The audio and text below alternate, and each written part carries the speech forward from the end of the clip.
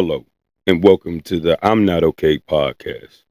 And today I have a very special guest by the name of Roy E. Blankenship. He's a community leader slash advocate slash one hell of a father. I've been knowing this guy for years, and I've watched his transition from one person to the next. And I must say, I don't see too many people that can make this transition in life the way he has done it and come out the way he has. Not only are we great friends, so I can say that I feel I am very proud of this man. I also have a lot of admiration for the things that I know he overcame.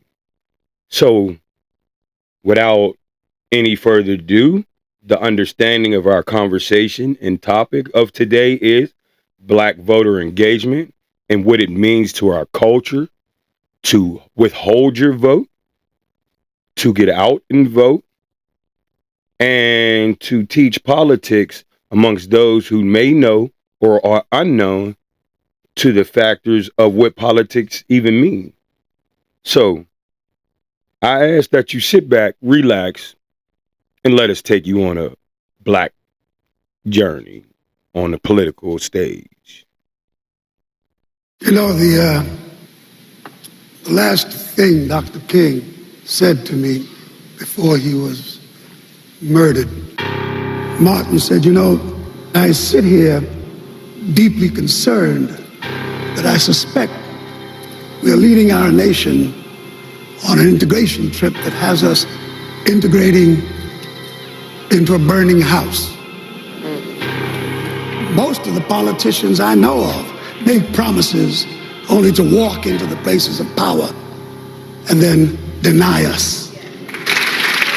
I guess part of the reason I'm here is to really look through the ravages of the Democratic Party and see if anything is really worth salvaging.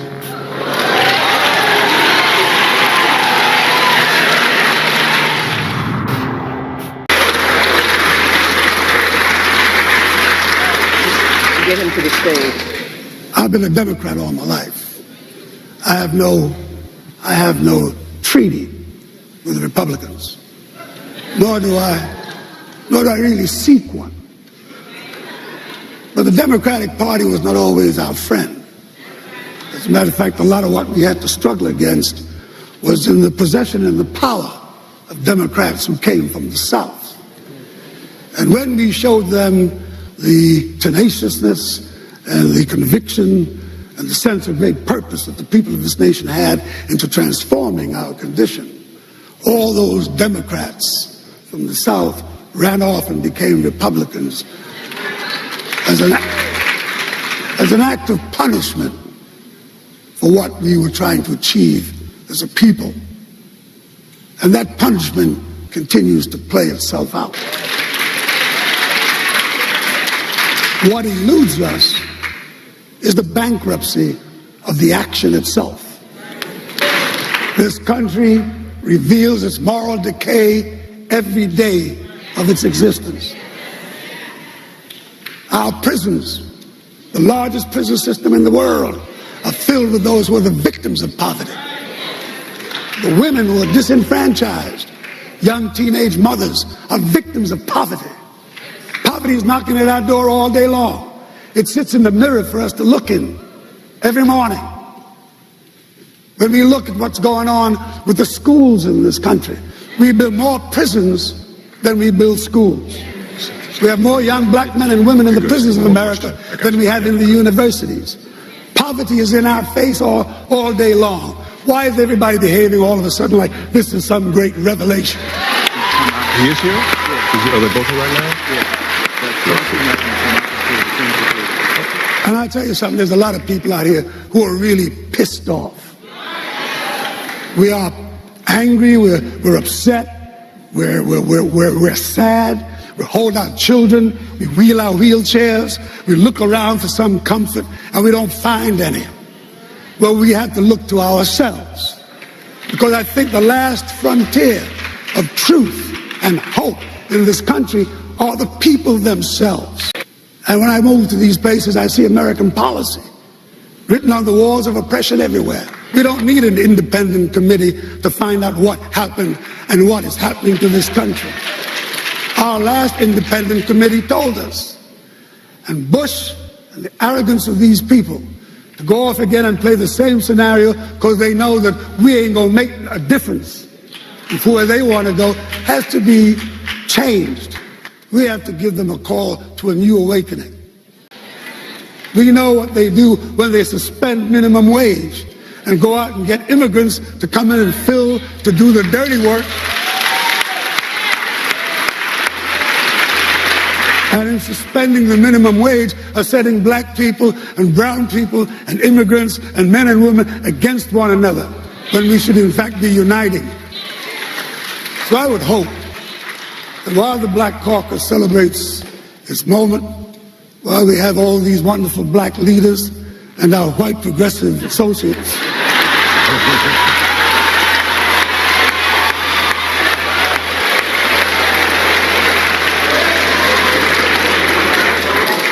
that we would get off the rhetoric. But having said that, there is a sickness, a disease in black leadership.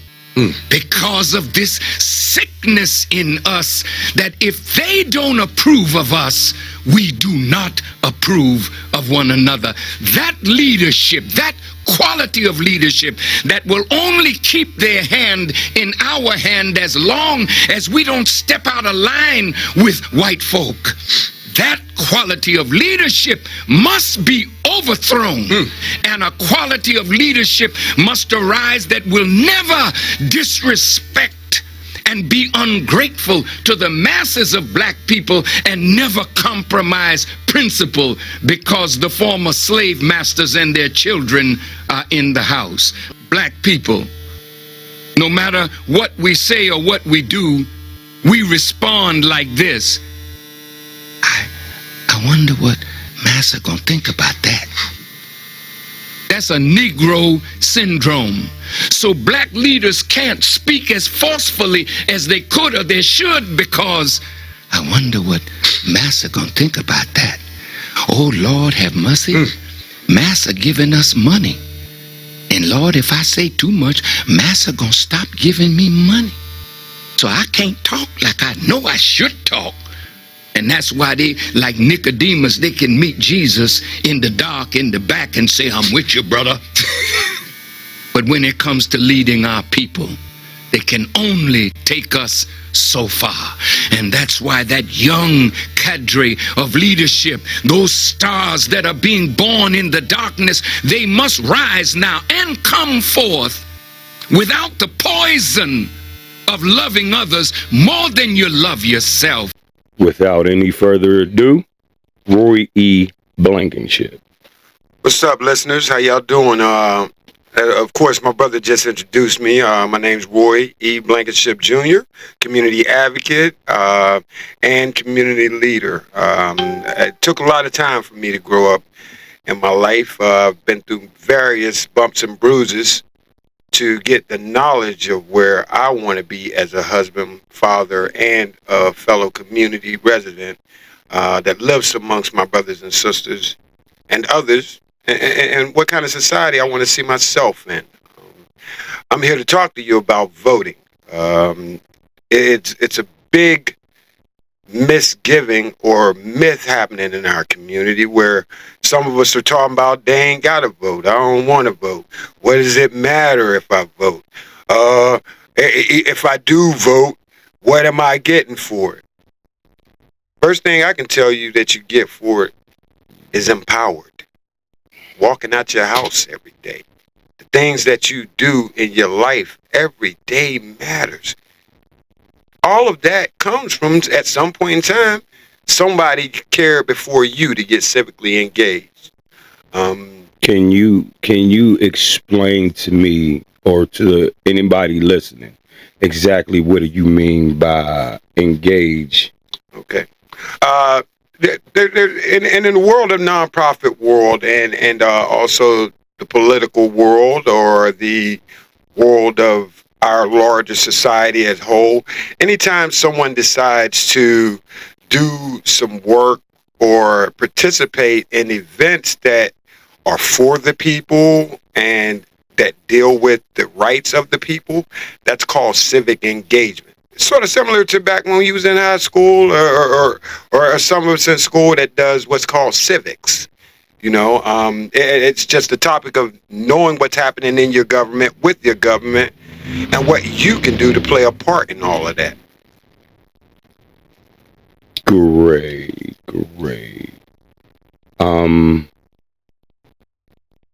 Moving forward, I think we kind of moved a little fast. I guess I will take the blame for that. But can you tell us a little more about your journey into politics? Yeah. Actually, it stemmed from my growing up young, man. If I look back to as far back as I can remember my life in poverty. Not necessarily living in this region here. I grew up in a place in Florida where, a lot of our lives were based on income, and the things that we had was based on what our resources we were able to get. Me having so many lackings of resources, I took a liking to, working. And with that working, I took a liking to the money that came from it. As a teen, I had little jobs and transitioned myself into being a father. Now that's a whole nother subject because as a young father, I was underage and under the age of 18. So technically still people were making decisions for me. And a lot of the decisions that were being made for me came through either my parents or for lack of grace, a lot of it came through the system. I got myself wrapped up in things trying to be a provider at a young age that a life in the streets taught me other consequences. And by those consequences, I was forced to, as they say, pay my debts to society. And paying my debts to society, I got to know politics. I had seen that in order for me to get out of jail, there was a parole board, there was judges, there were all kinds of other entities of this state that held my future and my actual standing in society at their decision-making whim. Sitting one day in a prison yard, and an older gentleman said to me, we were talking about me getting ready to go home, and I'm going to be home soon, and I'm so excited and happy. I'm getting ready to go see my kids. I'm getting ready to get a chance to start my life back, And the gentleman asked me, he said, it's nice you getting ready to go home, man, and I hear you talking all these big plans, but what are you going to do to help yourself and your family? I'm like, oh, yeah, I'm going to go to work. And he said, yeah, and after you go to work, then what? I says, well, I'm saving my money, and I'm going to have some money backed up, and I'm going to be okay, and I'm going to take care of them. And he was like, well, don't you think that there's other things that you should be thinking? Well, under that Constitution, the three branches of government were formed. And in that three branches of government being formed, they all became ruled by an electoral system. Right. And that's where the power of the vote comes in. Okay, so how exactly does the electoral system work? The electoral college. Well, I was going to say we can be here for hours, but I would ask, and I don't mind coming back, and we can have conversation on that, because that is a couple hours all in itself. Yeah, it's complex. Well, I wouldn't. I can dumb it down to where there's a very good understanding of it. Right. But in this segment right now with what we're doing, and I want to talk about voter engagement, We got to get them to understand why they want to be engaged and what being engaged means. It means power in the I want to say the purest form. It's your power in the purest form because it shows you that you can align yourself with your other fellow community members or political party members, and y'all can have someone that represents yourself, your aspirations, your family, and your needs sitting in office. And if they do not, then you just simply replace them by casting your vote for the next candidate. Okay, so what you saying that, right? And with the political um atmosphere that they have set right now. Yeah. You know, with the assassination attempts, with all the backbiting and the bickering they're doing amongst parties. What you just said struck me to be kind of different. So I want to bring some light to that with this question. I don't want to know your party affiliation, but what I do want to know is whatever that party affiliation you have, are you quick to work with people of the opposite party? Quicker than you are to working with someone who is aligned with your party. Yeah. Does that make sense? Do you understand my question? I Okay. get the question, but the answer is a multi-pronged answer. All right. First, it comes the analogy, which is,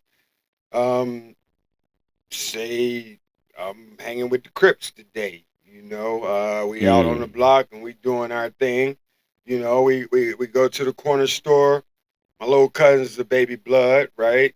You know, and little cousin says, "Hey man, because I ain't doing nothing today. I'm bored, man.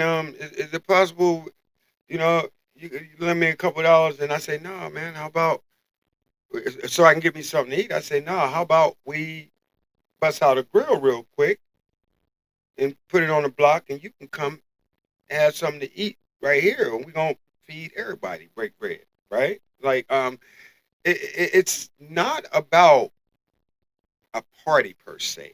All right, bipartisan. Actually, most votes in the Senate and the House, a lot of them are. It's an equal vote. Did you? A lot of people don't know that. That majority of the time, it's almost equal up there. So, in order to win a ruling by the Congress or the Supreme Court, you've got to get some of the other party members to side with you. And that still, it circles back to that same human aspect. What our goals, the things you can live with, the things you can't live with. Um, you know, everything has its negatives.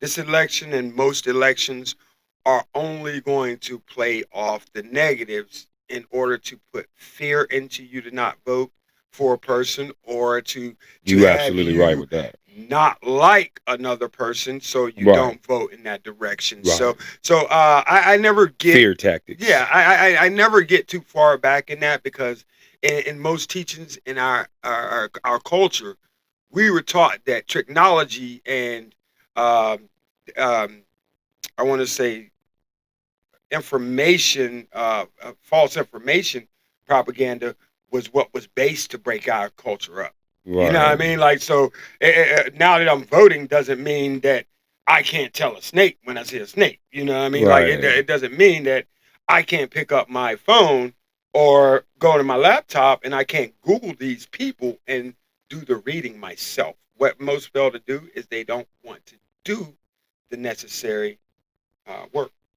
Yeah, I like to say there's a war for your mind, and Oh. it's blinding.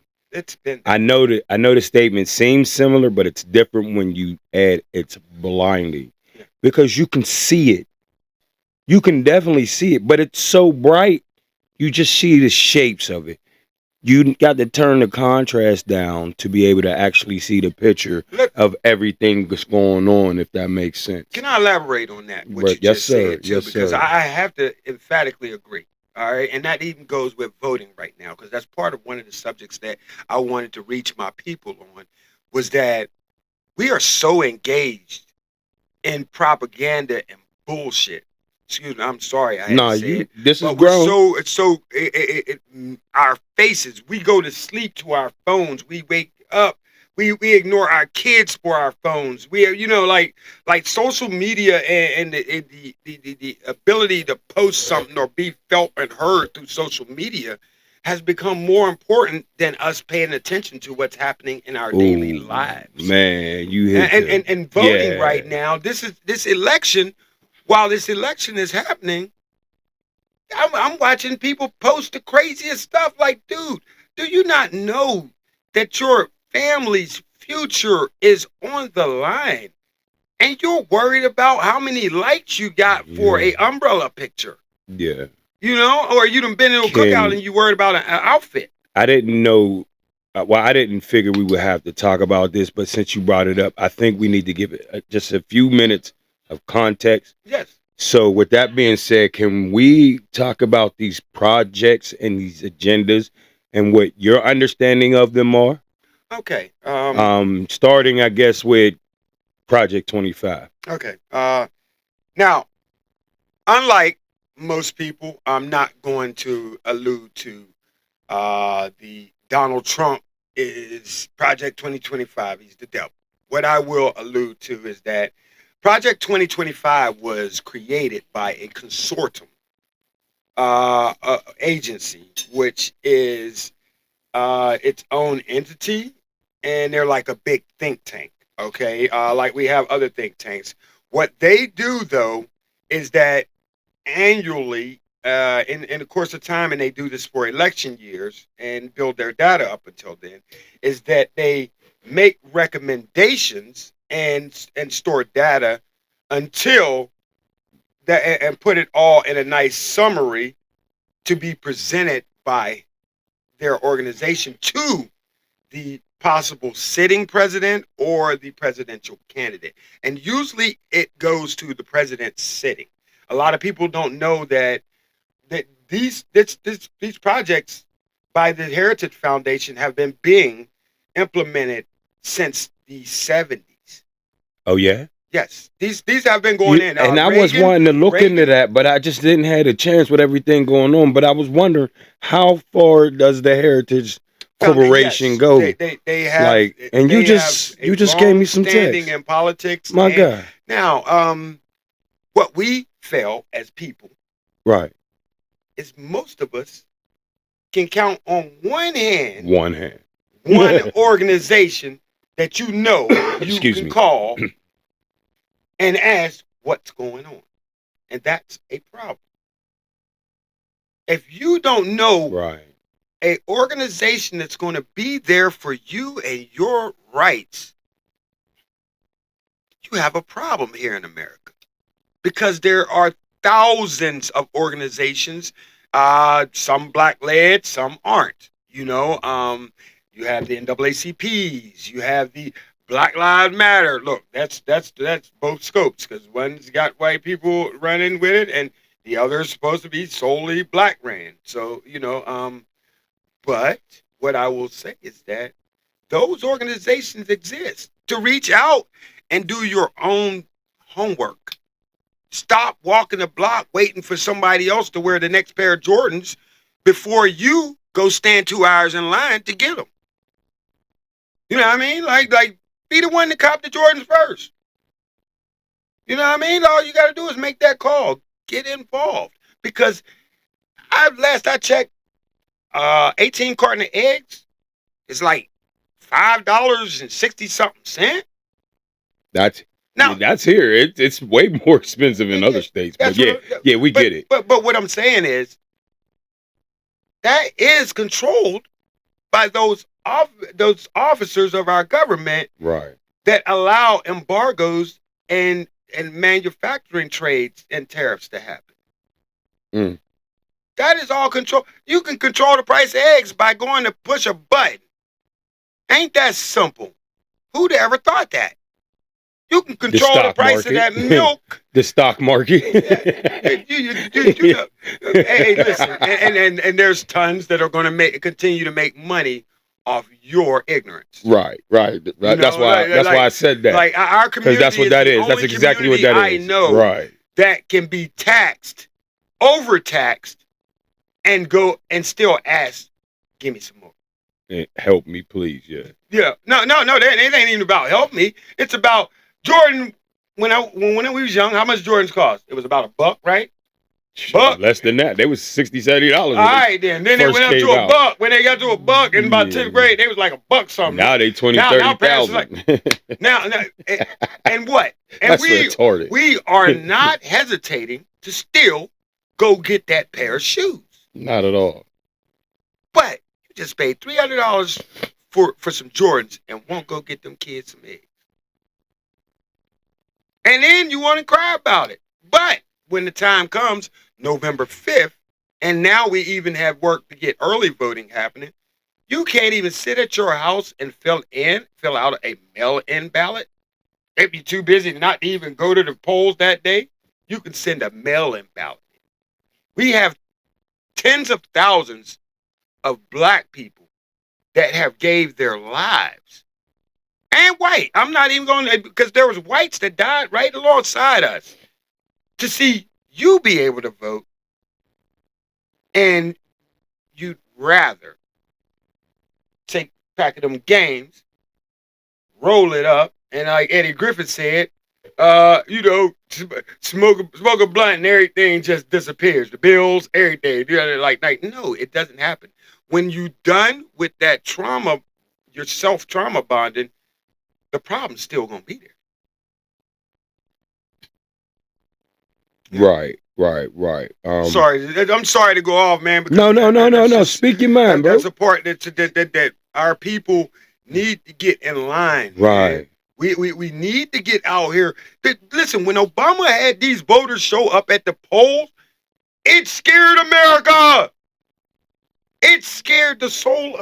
It scared the soul of America. You good, Because my people came out in groves. They was like, whoa, we didn't know there was this many black people in America. The census didn't say this. We showed them that everybody came out. And that's how it should be at every election. If you want the power to see your kids with a new park in that neighborhood, now I have to be controversial because you said that. Yeah. Right? And that's where a person that doesn't vote, or a person that doesn't understand who they should vote for may be at right now. Okay. You know what I mean? Yeah. The way you said that, I must give it a little text. Okay. And how it fits the political stage with the question that I'm about to ask you. So you got a political party right now that's in office that is giving all this money to those that just came here. I don't want to use the same words everybody's using to describe human people. So I'm gonna just say those who just came to America. You know, like Eddie Murphy coming to America. You know what I mean? They're giving them so much money, but over the years they have been telling us they're shutting down schools, parks, and recreation centers because there's not enough funding. But they just pulled out. Matter of fact, excuse me, I must say this too because I just learned this yesterday, where they spun $5 billion in the last 4 days. All right. Now, this is where someone like you said, and you gave me the acknowledgement that, you know, where I've come with my life and with this political arena. What I did do was, brother, it took countless hours of understanding policy, foreign policy, understanding government policy, understanding government budgets, understanding how municipalities are funded, understanding how cities are funded, and understanding that there's a thing called earmarks, right? Mm-hmm. And earmark means every time the money comes out, it's designated for that thing, right? Like it's just like you're making a budget at home. Well, certain earmarks are created, right? When this country was formed, the United States didn't have nothing on its own, Mm-hmm. and so there was various countries. Shout out to my brothers, the Moors, Mm-hmm. and that fell under what's called the treaties of the U.S. Constitution. Most people know about the Constitution, the U.S. Constitution, but most people have never, I'll say majority, have never read the treaties of the Constitution. Because they come with it. When you get the constitutional document, like at the end of it, it says the treaties of the Constitution. Yeah, that's how law paperwork works. It references itself somewhere else. So and so those treaties, a lot of those treaties are countries that we might look at now today and be like, oh, China's da, da, da, da, da, or Morocco and Afghanistan and once upon a time, those were our global allies to take this country from Britain. Okay. And in order for their resources at that time, we wanted this country so bad, our forefathers, that we signed treaties guaranteeing them certain things about our country. So what you're saying is these treaties are the reason why we're capable of giving other citizens, other humans, so much money? Humans. I would not say humans, okay? What I would say is if they're citizens of Morocco, right? Like say there's citizens of Morocco that want to migrate to America to start a new life. Right. There has to be an earmark to make sure they have an opportunity. If that makes sense. So is there any way to look and find out who set up that mark? Yes. It's through Congress. The library, the National Library of Congress has everything. The best place to start, though, if you have like any dire pressing questions, you have to look back at I want to say the Constitution and start with the treaties. Find out which countries are mentioned in those treaties. Then you go with our government and the Library of Congress and the foreign policy. And each organization has a policy that goes with the country. Not organization, but the United States has a foreign policy agreement with each country. So going back to an earlier question. Yeah. With that being said, I do know that this Project 2030 is a hurdle. What I mean by hurdle, I mean it's a far leap in a short distance. What I would say about 2030 is let's see what no one understands are these are only recommendations. That's where you're wrong. No. In order for it to become actual practicing and used in the country, they have to have someone to champion them. That's what I was mentioning earlier. Ronald Reagan utilized some of the Heritage Foundation stuff, and then he threw out some of it. Like so the candidate, there is a candidate that is posing to run and represent that. Yeah. Right. So with that being said, right, I don't want to give nobody no ideas, but what I will say is there's presidents or a president that has taken us out of the UN Accord, and there's a president or presidents who have kept us in the UN Accord. And with that being said, the UN and the Project 2030, one of their policies is to be able to overwrite any constitution in a single country. This is what I understand is where it becomes politically dangerous in the situation we're in. So if the vote matters, that's where the vote matters, because if the UN can trump U.S. constitutional law, to give it just a tad more text real quick, I said the other, like a couple of days ago to a week ago, the DOD just passed the law where if there was ever civil unrest, that, once they take power, they don't have to give it back to the Constitution. There's laws set up like that for FEMA. Now, one thing. Hold on, good I don't brother. want you to, because you're about to, you're misspeaking, and you're going to sort of give the people that DOD can never pass a law. Hold on, good brother. I was about to go back into that. You didn't let me finish. Okay. What it is these things are not etched into the United States law. So the way I understand that they work is exactly what you said. They have to have someone in play so that what they implement at the world level has permission to trickle down into because in other words, you can't, if you're not a part of something, it can't affect you directly. More so to speak. You know what I'm saying? Like, I don't really know too many situations I could think of offhand to really give you the best visual of it all. But it's just like, if we walking down the street and we walking together and you do something I ain't with, I'm gonna turn around and walk the other way. Yeah. You know what I'm saying? Yeah. That's taking us out the UN Accord.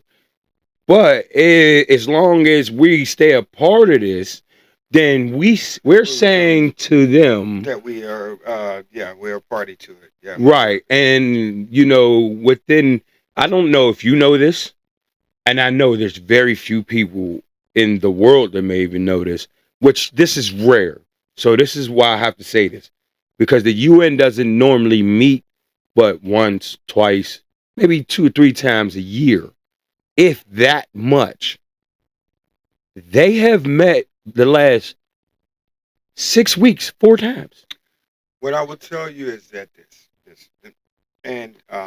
it's just like any other organization, and with Robert's Rules of Order, once you deem an organization or you're doing initiatives, there might be times for your organization to restructure how you meet, or there might be pressing world and governmental issues to where, hey, we need to meet, every 6 weeks. So I wouldn't get alarmed by that. I want to stick to that topic of what you're talking about 2025.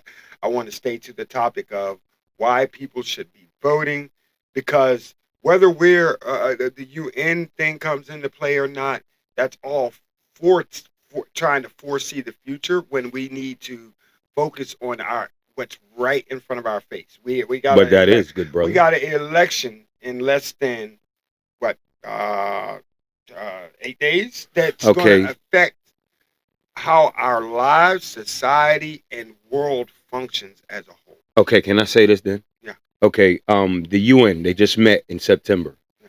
The reason why they met, because they're saying that this Project 2030 is falling short of their mark, which they want to have it fully implemented by 2030.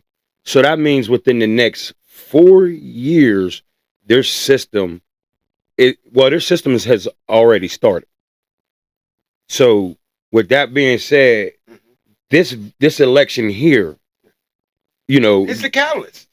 Right. And that's what I'm saying. But that's why I'm saying the importance of. But that's very important. Yeah. Because people don't know how that plays into this election. Right. Okay. Right. So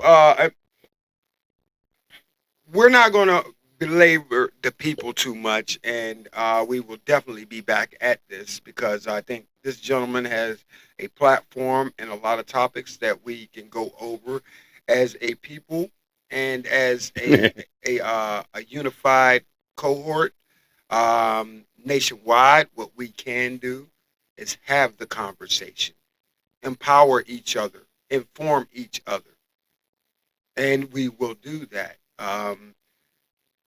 I need everyone to know that getting out and voting, I'm not going to tell you who you should vote for, but what I will say to you is when you sit in your home, take 5 minutes, look at your surroundings, look at your children if you have them, look at your spouse if you have one, look at the TV and your phone and decide for yourself that you care enough for yourself to show that you can push a button and be out there and involved. Because all that is, it's 15 minutes of your time to make sure that you help the next person in your world, and most importantly, that you help yourself, because this is a very important election.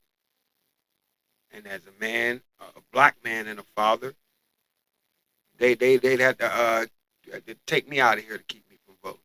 I know where I'm casting my ballot, and I'm making sure I let them know how tired I am of it all by just pushing that button. Thank you.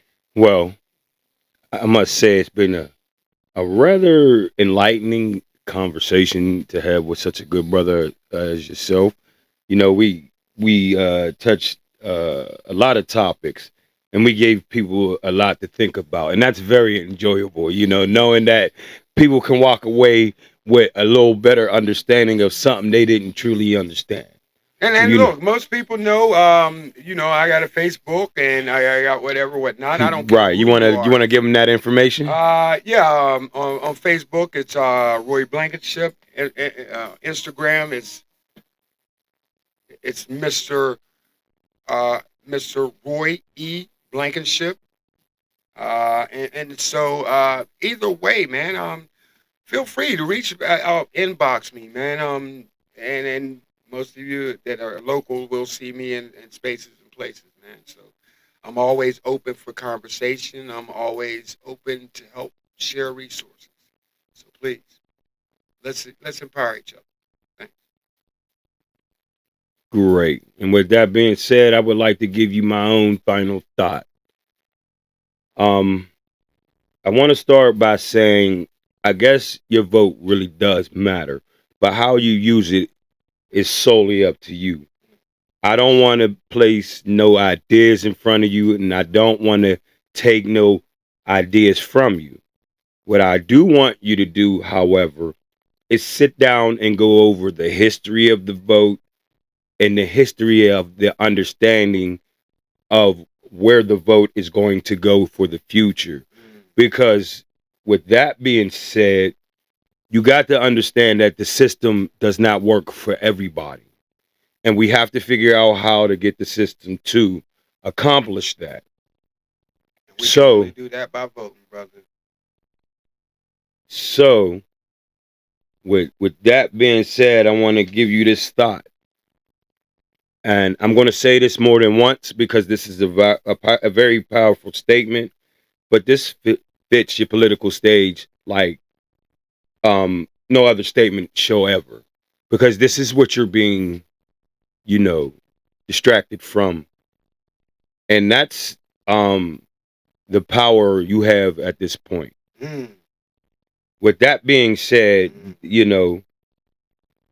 this vote definitely has the possibilities to rewrite history in a whole.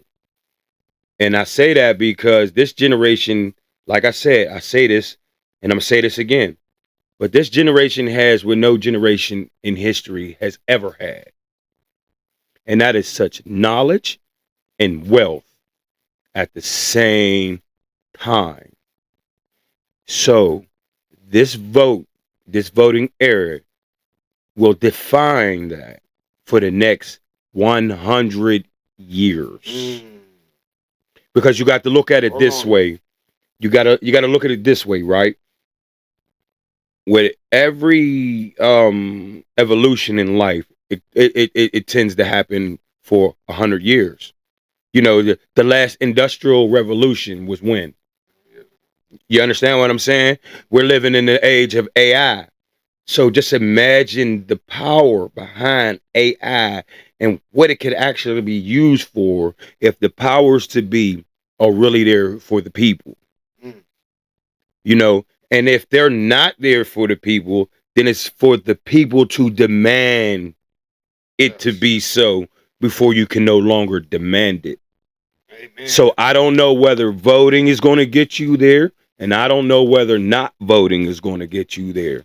What I do know is you have to be a human being that learns to stand on business, and whatever it is that you deem fit for your life and your vote and your understanding is best for you and us all. So you got to make any decision you make with us all in mind. And with that being said, I like to sign off because I'm your host, Darnell Henderson, with my special guest, Roy Blankenship. and we were happy to oblige you. Hey. Until then, back at you, baby.